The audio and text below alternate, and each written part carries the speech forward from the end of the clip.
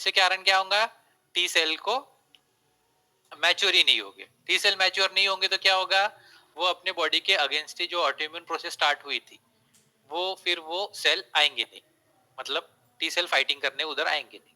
तो जो autoimmune process हो गई थी टी सेल के कारण वो क्या हो जाएंगी, रुक जाएंगी। बट उन्होंने प्रॉब्लम सॉल्व किया क्या एमएससी का, नहीं। प्रॉब्लम प्रॉब्लम वही रहेगा, उन्होंने क्या कर दिया कि जो प्रोडक्शन हो रहा था टी सेल का उसको कम कर दिया। तो ये स्पेशली होता है मायस्थेनिया ग्रेविस जो डिसीज होती है, या जो बहुत लाइफ थ्रेटनिंग डिसीज होती है ऑटो इम्यून वाली, उसमें निकाल के ये कर देते, निकाल के थाइमस को ही निकाल देते।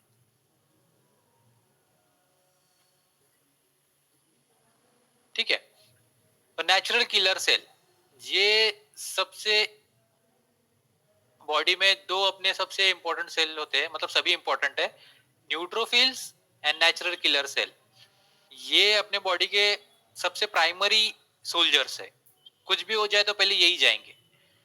तो नेचुरल किलर सेल लार्ज होते हैं, ग्रेन्यूल्स होता है, और ये क्या करते हैं ग्रेन्यूल के साथ साथ ये अपने पंच होल के लिए ये फॉस्फोलिपिड्स के ये, अगर किसी भी वायरस को किल करना है या इन्फेक्टेड सेल या कैंसर सेल बॉडी को किल करना है और उसको रिमूव करना है, तो ये क्या करते हैं जैसे वायरस को किल करना है तो वायरस को किल करने के लिए नेचुरल किलर सेल डिपेंड होते हैं, वायरस को किल करते हैं नेचुरल किलर सेल।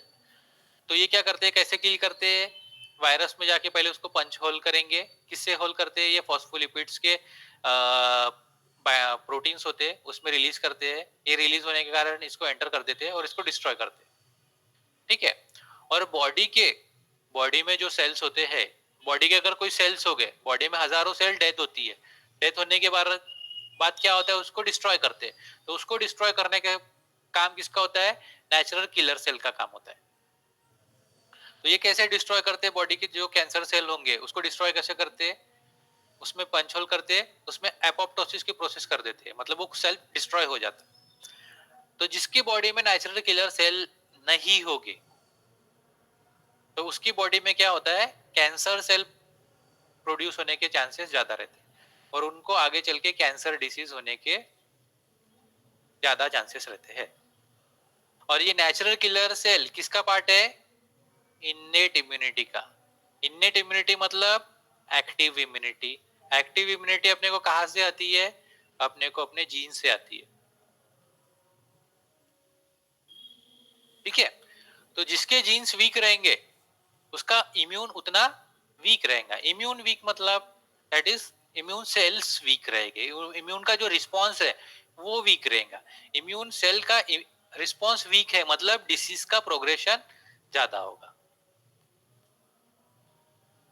ठीक है। तो अपने बॉडी में अगर आप कैंसर सेल्स के बारे में पढ़ेंगे तो उसमें हम बॉडी में हजारों सेल्स बनते हैं कैंसर सेल्स, और वो नेचुरल किलर सेल उसको डिस्ट्रॉय कर देता है। बट अगर नेचुरल किलर सेल बॉडी में डिस्ट्रॉय नहीं कर पाया तो क्या होगा, फिर उसको चांसेस ज्यादा रहते हैं बॉडी में डेवलप होने के कैंसर्स के। Then next is B cell. अब ये बी सेल भी क्या होते हैं, बी सेल, तो ये इनके बी सेल में भी क्या होता है, रिसेप्टार्स होते हैं सरफेस पे, इनके सरफेस पे भी रिसेप्टर होते हैं। और ये क्या करते हैं, कोई भी बैक्टीरिया पैथोजन आया तो उसके एंटीजन, तो ये जो एंटीजन है छोटे छोटे उस पे जाके फिक्स करते, फिक्स करने के बाद ये क्या करते, उसको फैगोसाइटोसिस करते, अंदर ले लेते, उसका एमिनो एसिड डिस्ट्रॉय कर देते। एमिनो एसिड डिस्ट्रॉय करने के बाद ये क्या करेंगे, ये जाएंगे टी सेल के पास। ये किसके पास आए, टी सेल के पास। टी सेल के पास आने के बाद क्या होगा कि टी सेल सबसे पहले मांगेगा, ये कहाँ प्रोसेस होंगी, लिम्फ नोड में, सबसे पहले लिम्फ नोड में होगी प्रोसेस। तो सबसे पहले क्या मांगेगा, तू पैथोजन को पकड़ के लेके आया, तेरी आइडेंटिटी दिखा, आइडेंटिटी कार्ड। तो ये अपनी आइडेंटिटी दिखाएगा MSC2। MSC2 फिर टी सेल चेक करेगा, हाँ पैथोजन है कैसा है। फिर टी सेल क्या करेगा, टी सेल के दो पार्ट होते हैं, CD वही बोला CD4 CD8। तो ये CD8 किस के लिए भेज रहा है और CD4 भेजता है MSC2 के लिए। तो ये पकड़ के लाया, ये पकड़ के लाने के बाद क्या करेगा, CD4 को भेजेगा कि जाओ भाई चेक करके आओ, हेल्प करो बी सेल की। तो CD4 को ही क्या बोलते हैं, हेल्पर सेल। और CD8 को क्या बोलते हैं, किलर सेल। ये CD8 किल करने का काम करते हैं, CD4 किसका काम करते हैं, हेल्प करने का काम करते हैं। ठीक है। तो जो बी सेल होते हैं वो भी क्या होते हैं, पकड़ते हैं, उसके अमीनो एसिड डिस्ट्रॉय करते हैं और वो किसको प्रेजेंट करते हैं, टी सेल को। भाई टी सेल मेरी हेल्प कर, भाई ये बहुत सारे हैं। ठीक है। तो ये क्या करता है फिर, CD4 को भेजता है हेल्प करने के लिए, CD4 को भेजेगा। तो CD4 क्या करता है फिर, तो ये MSC2 को चेक करता है, MSC2 चेक होता है। MSC2 चेक हो गया तो ये क्या करेगा,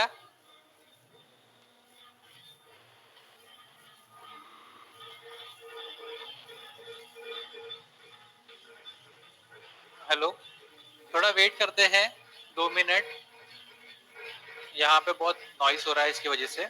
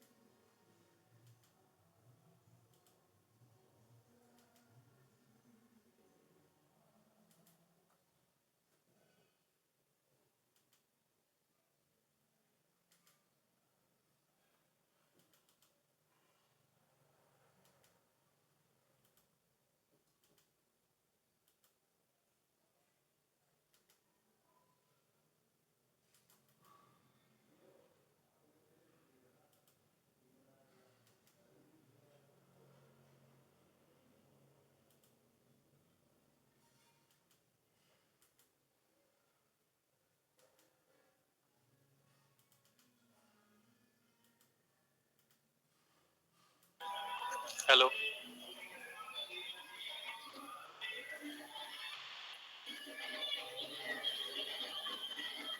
तो बी सेल ने प्रेजेंट किया टी सेल को।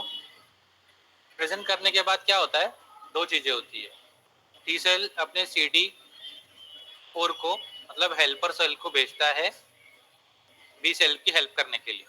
फिर हेल्पर सेल जाते हैं वहां पे, हेल्पर सेल जाके क्या करते हैं, सेल कितने हैं वो चेक करते हैं, मतलब जो पैथोजेंस है उनको चेक करते हैं वो कितने हैं, 1 है, 2 है, 3 है, 4 है, 5 है। फिर वो बताते हैं कि भाई 5 है, तो अपने फाइटर सेल 10 भेज दो वहाँ पे।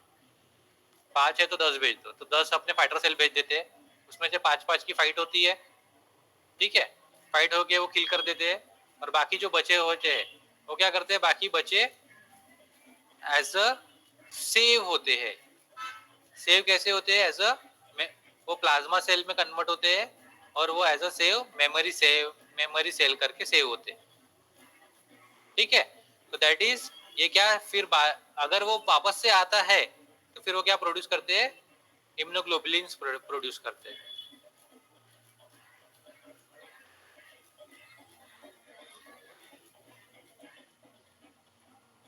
ठीक है, मैं ये प्रोसेस फिर से रिपीट करता हूँ कैसा होता है करके।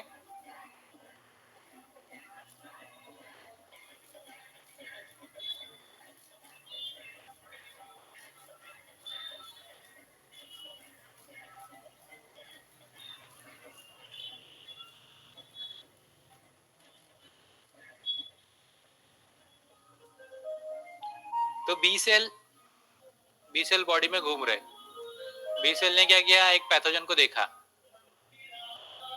ठीक है, पैथोजन को देखा तो उन्होंने क्या किया, पैथोजन को फिर पहले पकड़ लिया। तो पैथोजन को पकड़ने के बाद वो क्या करते हैं, फैगोसाइटोसिस करते हैं। फैगोसाइटोसिस किया पैथोजन्स को, पैथोजन को फैगोसाइट करने के बाद क्या करते हैं, इसका अमीनो एसिड डिस्ट्रॉय करते हैं, ये डिस्ट्रॉय करते हैं पैथोजन्स का अमीनो एसिड्स। ये कौन कर रहा है, बी सेल। फिर वो चेक करते हैं कि ये पैथोजन है वो कितने क्वांटिटी में, 1 2 10 15 20। सपोज अगर 10 है तो ये टी सेल के पास जाते, कहा गए टी सेल के पास, टी सेल से कांटेक्ट करते, ये किस कैसे कांटेक्ट करते हैं, MHC2 से कांटेक्ट करते। टी सेल बोलता कि बी सेल बोलता मुझे हेल्प चाहिए, तो ये फिर टी सेल अपने CD4 को भेजता, 10 है तो 20 जा, और बी सेल के साथ उसको किल करने के कोशिश करते। तो 10 20 है तो ये इसको 10 किल करते, 10 बच जाते। तो जो 10 बच जाते वो किस में कन्वर्ट होते, प्लाज्मा सेल में। किस में कन्वर्ट हो रहे, प्लाज्मा सेल। और प्लाज्मा ही सेल को क्या बोलते हैं, मेमोरी सेल। मेमोरी सेल को ही क्या बोलते हैं, दैट इज एंटीबॉडीज। एंटीबॉडीज को क्या बोलते हैं, इम्यूनोग्लोबुलिन्स। ठीक है, तो ये इम्यूनोग्लोबुलिन्स किसका रिस्पॉन्ड है, बी सेल का।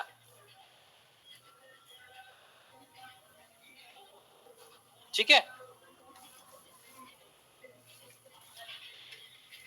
इम्यून सेल किसका रिस्पॉन्ड है, बी सेल का। तो ये इम्यूनोग्लोबुलिन्स है ना, 5 टाइप के होते, दैट इज अपन ने देखे होंगे, IgA, IgD,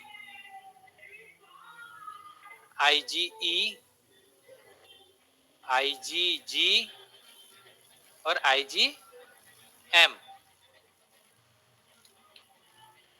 ठीक है,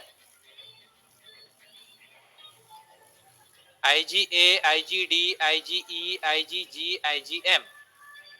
अगर आपको ब्लड रिपोर्ट में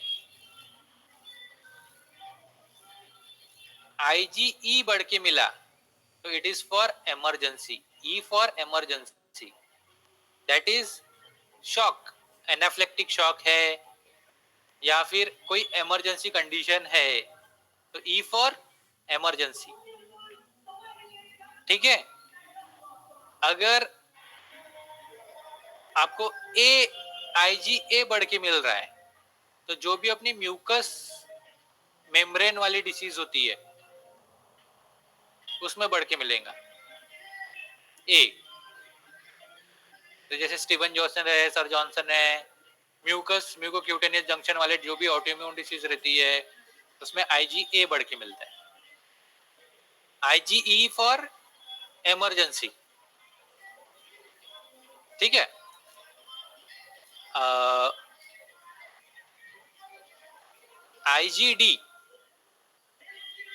IgD कब बढ़ के मिलता है, जब ये बीटा सेल का कोई डिसीज रहता है, बीटा सेल से रिलेटेड रहेगा। वे बीटा सेल मतलब क्या है, दैट इज MSC2 वाला डिसीज बीटा सेल, या बीटा सेल का इटसेल्फ डिसीज। कौन सा है बीटा सेल का itself disease, that is lymphoid cancer, lymphoid leukaemia, blood leukaemia.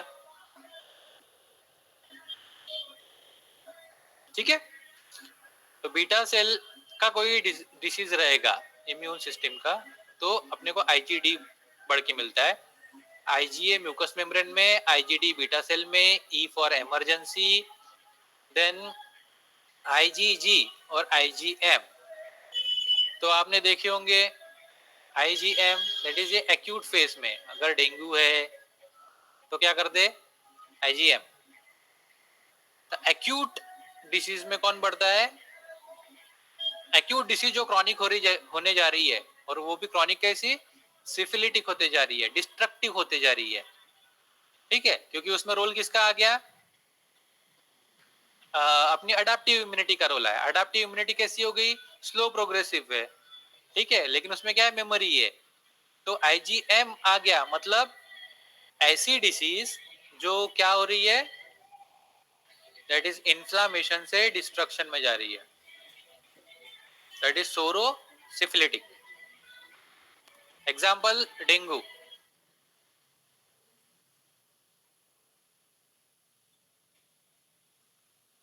ठीक है, और IgG is for chronic disease के लिए करते हैं।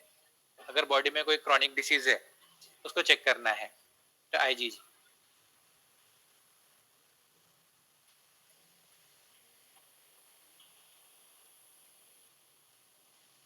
ठीक है, तो ये किससे आ रहे हैं? सारे जो इम्यूनोग्लोबुलिन्स है वो किससे आते हैं?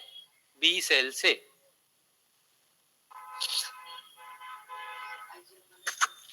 आईजीएम इज एक्यूट डिसीज के लिए करते हैं, लेकिन वो एक्यूट डिसीज कैसे होनी चाहिए? लाइफ थ्रेटनिंग होनी चाहिए, दैट इज इन्फ्लामेशन से डिस्ट्रक्शन में जानी चाहिए। इन्फ्लामेशन से डिस्ट्रक्शन मतलब that is सोरोसिफिलिटिक।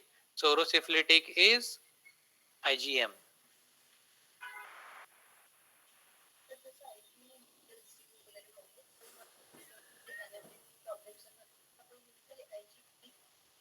IgE for emergency. और आईजीई की इमरजेंसी किसकी वजह से आती है? इट इज आती है ऑटोकॉइड्स की वजह से। ऑटोकॉइड्स मतलब हिस्टामीन, ठीक है, हिस्टामीन, साइटोकाइनिन, इंटरल्यूकिन्स। तो इसमें अपन क्या करते हैं? आईजीई। हाँ, तो इसमें सब सब आ जाएगा, एलर्जिक ब्रोंकाइटिस, एलर्जिक राइनाइटिस, इसके लिए भी क्या करेंगे? आईजीई।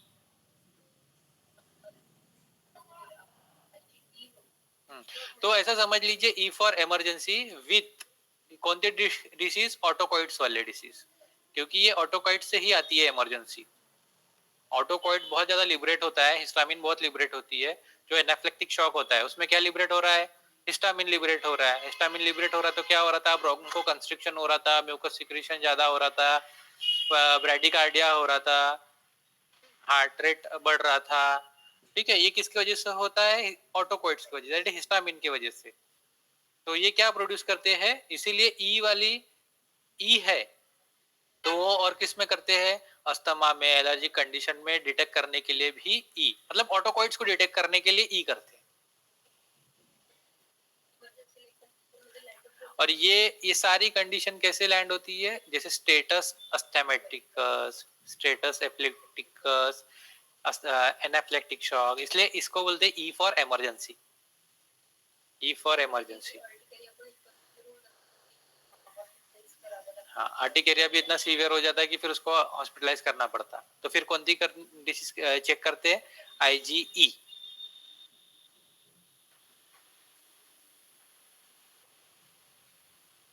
तो ये इम्यूनोग्लोबुलिन्स कहाँ से आ रहे हैं? बीटा सेल से।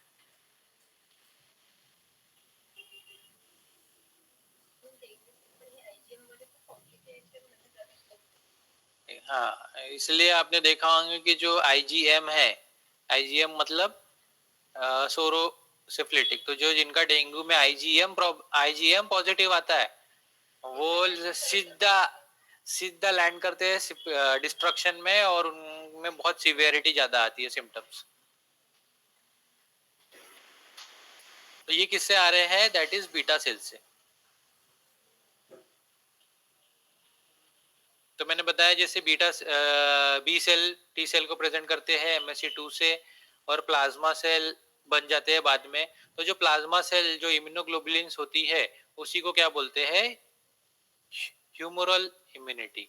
उसी को बोलते हैं ह्यूमरल इम्यूनिटी। ह्यूमरल इम्यूनिटी मतलब इट इज एंटीबॉडीज, जो एंटीबॉडीज अपनी तैयार हो रही है उसी को ह्यूमरल इम्यूनिटी बोलते हैं।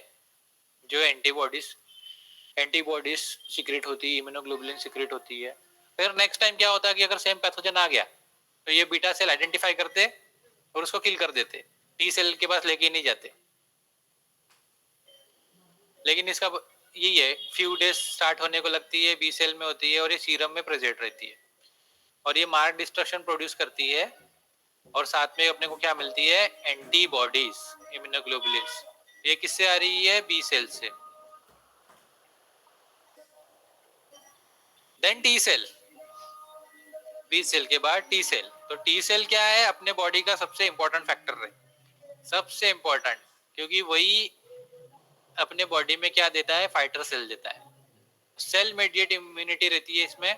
एंटीजन स्पेसिफिक होते हैं। एंटीजन मतलब वही अपने मोनोसाइट, डेंड्राइटिक सेल, ठीक है, ये सब क्या करते हैं? टी सेल के पास लेके जाते हैं। तो एंटीजन प्रेजेंटिंग सेल है। एंटीजन प्रेजेंटिंग सेल कौन कौन थे? डेंड्राइटिक सेल, मोनोसाइट, मैक्रोफेजेस, ठीक है, मास्ट सेल्स। और एक सेल है अपना antigen presenting cell is B cell. ये किसके पास जाते दोनों? टी सेल के पास। ये टी सेल के पास आए। तो टी सेल में दो होते हैं, एक CD4, CD8, ठीक है। तो ये डेंड्राइटिक सेल मोनोसाइट में ये आए, तो ये क्या करते? ये डायरेक्ट टी सेल क्या करता है? डायरेक्ट CD8 को भेज देता। और ये कैसे होता है? साइटोटॉक्सिक होता है, वो डायरेक्ट किल करता है MSC1 वालों को। MSC1 मतलब दैट इज माइलॉइड वालों को, माइलॉइड सेल्स को, दैट इज डेंड्राइटिक, मोनोसाइट, ठीक है। और ये किसको भेजता है? CD8 को। CD8 को भेजा मतलब क्या होता है? CD8 को भेजता है।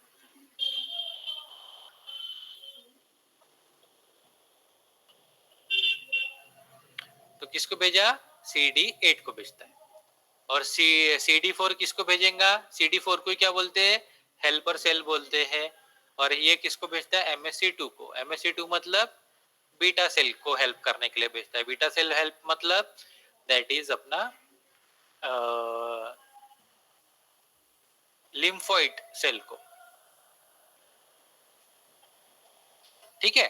तो टी सेल का काम क्या होता है कि ये CD4 CD8 सेल प्रोवाइड करता है और ये एक्शन में आते हैं। तो सबसे CD4 को ही हेल्पर बोलते हैं और CD8 को ही साइटोटॉक्सिक और किलर सेल बोलते हैं, ठीक है। अभी एक डिसीज है जिसमें वो टी सेल को अटैक करता है, टी सेल को ही मारता है। तो टी सेल के कौन से सेल को मारता है? CD4 CD8। कौन सी डिसीज है? HIV, exactly. तो वो क्या करता है? कौन से सेल को मारता है? दैट इज टी सेल को। तो HIV वायरस है, वो वायरस कहाँ एक्ट करता है? टी सेल पे। टी सेल पे कौन थे? CD4 प्लस CD8 दोनों को मारता है। ये दोनों को क्या करता है? ये टी सेल को ही किल करता है। तो टी सेल को किल करेंगे तो क्या होगा? CD8 एंड CD4 कम होंगी। इसीलिए जो HIV होती है वो कैसे डिसीज होती है? इसको क्या बोलते हैं? Immuno compromise disease. क्योंकि HIV अगर कंप्लीट CD8 हो गए तो ये किस में कन्वर्ट होती फिर? एड्स में, AIDS। तो एड्स मतलब that is acquired immuno compromise disease syndrome, ठीक है। सो अपन HIV में ब्लड टेस्ट क्या करते हैं? CD4 प्लस CD8 ये चेक करते, blood test CD4 CD8 check करते। तो मेरे पास 2-3 पेशेंट है HIV के, तो अगर उसमें ब्लड इन्वेस्टिगेशन करवाना है अपनी मेडिसिन के बाद, तो क्या बढ़ना चाहिए आफ्टर मेडिसिन? CD4 CD8। और HIV में डेथ किससे होती है या एड्स में डेथ किससे होती है? इन्फेक्शन से। कौन से इन्फेक्शन से? Specially tuberculosis. क्यों? क्योंकि इन्फेक्शन से पकड़ लीजिए। क्यों इन्फेक्शन से डेथ होती है? क्योंकि वहां पे जो फाइटर सेल रहते हैं CD4 CD8 वो प्रेजेंट ही नहीं है फाइट करने के लिए इन्फेक्शन से। आप कितनी भी मेडिसिन दो, वो प्रेजेंट ही नहीं है तो फाइट ही नहीं करेंगे तो क्या होगा? अल्टीमेटली पेशेंट की डेथ होती। इसलिए अपने बॉडी के सबसे prime cells, important fighter cells is T cells, ठीक है। तो ये सारे किसकी वजह से होते हैं? दैट इज इम्यून रिस्पॉन्स की वजह से होते हैं। तो एचआईवी में अगर आप एचआईवी के कोई पेशेंट ट्रीट करते हैं तो एचआईवी में आपको CD4 CD8 cell after medicine आपके बढ़ने चाहिए। अगर आपके मेडिसिन देने के बाद CD4 CD8 सेल नहीं बढ़ रहे हैं तो फिर आपको मेडिसिन चेंज करनी है या फिर आपकी मेडिसिन करेक्ट नहीं है, ऐसा समझ जाना है सीधा।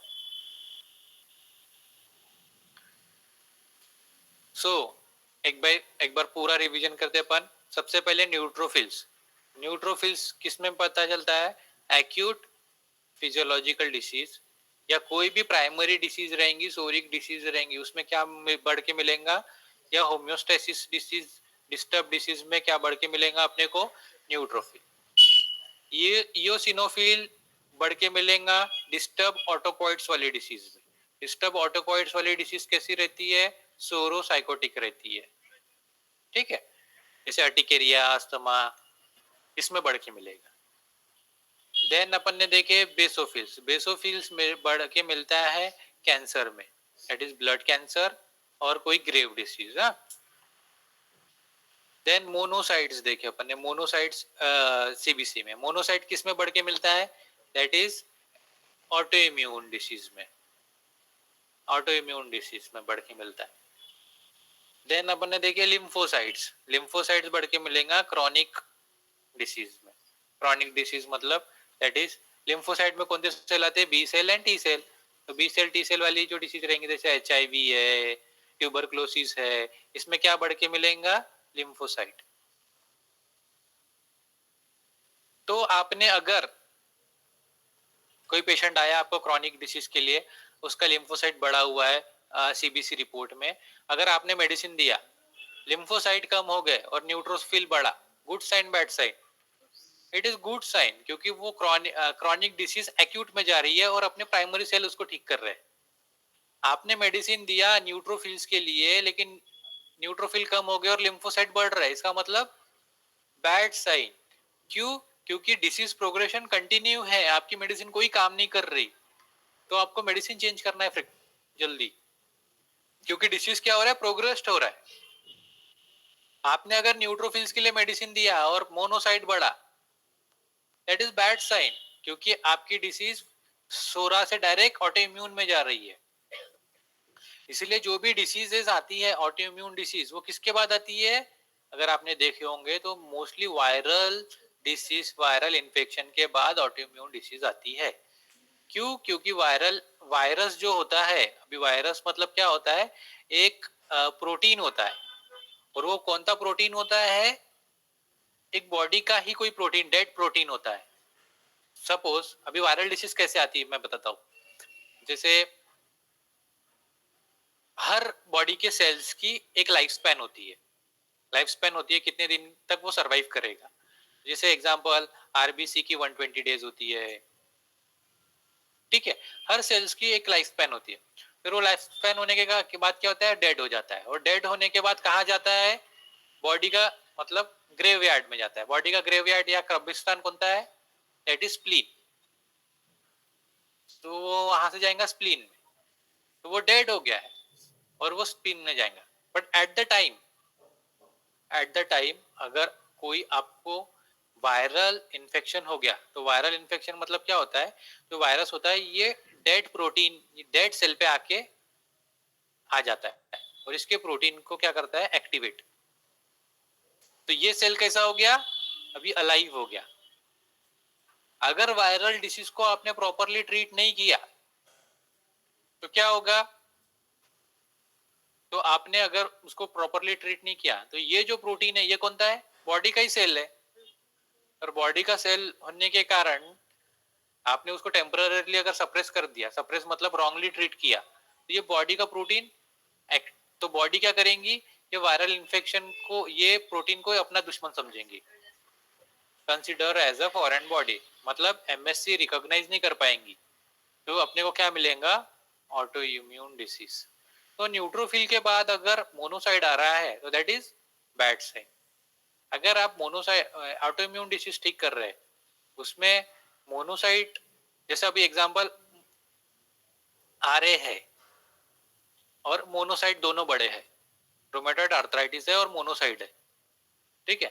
आपने मेडिसिन दी है, सबसे पहले क्या काम होना चाहिए, आरए की मोनोसाइट? सबसे पहले काम होगा मोनोसाइट, मोनोसाइट कब होंगे, देन आरए नेगेटिव आएगा, ठीक है।